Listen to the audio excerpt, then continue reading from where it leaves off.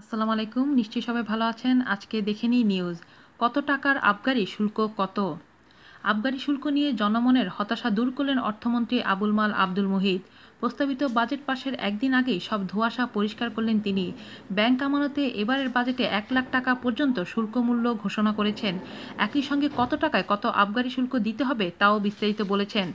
বুধবার রাতে প্রস্তাবিত ২০১৭-১৮ অর্থবছরের বাজেটের উপর সাধারণ আলোচনায় অংশ নিয়ে তার সমাপনী বক্তব্য এই ঘোষণা দেন। এর মধ্য দিয়ে বাজেটের উপর সাধারণ আলোচনা শেষ হয়।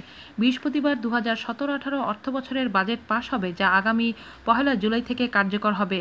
ব্যাংক আমানতের উপর আবগারি শুল্কের হার পুনর্নির্ধারণ করা হয়েছে ১ লাখ টাকা পর্যন্ত শূন্য, ১,০০,০০০ টাকা থেকে ৫,০০,০০০ পর্যন্ত ১৫০ টাকা, ৫,০০,০০০ টাকা থেকে ১০,০০,০০০ পর্যন্ত ৫০০ টাকা।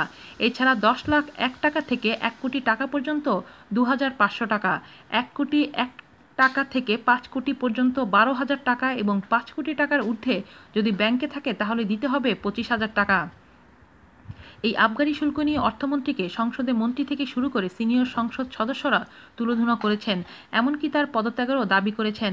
আবুল মাল আব্দুল মুহিত তার নিজের একাদশতম বাজেট প্রসঙ্গে বলেন, আমি বলেছিলাম যে এটি হবে আমার জীবনের সর্বশ্রেষ্ঠ বাজেট। বাজেট প্রস্তাব প্রথমে মন্ত্রিসভা পাশ করে ১ জুন। সেদিনই এটি সংসদে পেশ হয়।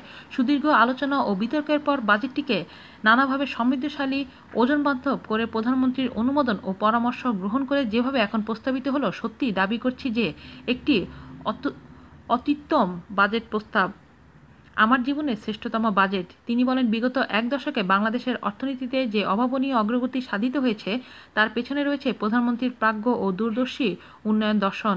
তার রচিত উন্নয়নের রূপকল্প দেশের আপামর মানুষের মনে সৃষ্টি করেছে এক অসাধারণ আত্মপ্রত্যয়। আজ এ পর্যন্তই। ভালো থাকবেন। আল্লাহ হাফেজ।